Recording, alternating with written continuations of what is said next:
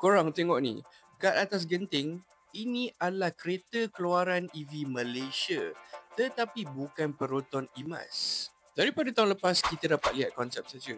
Fast forward ke tahun ini, muncul prototype yang fully flash dekat Malaysian Auto Show 2025. Dan sekarang, prototype dah testing on the road. Ini adalah Pro 2 EMO atau Electric Motion Online. Dimensi yang lebih besar daripada Myvi, 5-star NCAP rating dan design yang sets it apart daripada competition EV yang lain.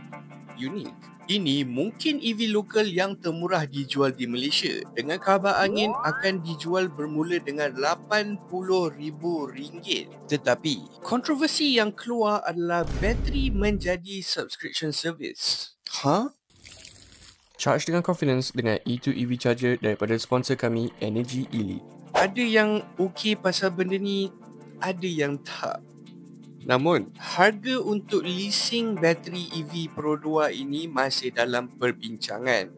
Dan mereka bukanlah yang pertama yang buat benda macam ni.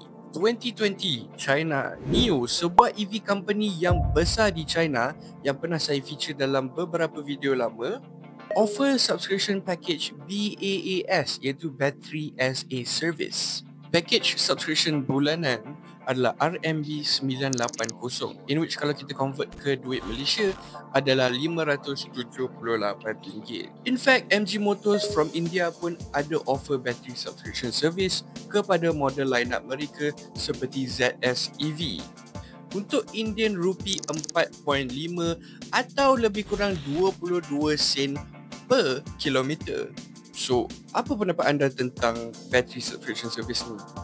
Dan berapa expectation anda untuk Pro 2 charge bagi servis ni? And kalau anda nak berita tentang EV yang latest, follow dan like EV Sifu.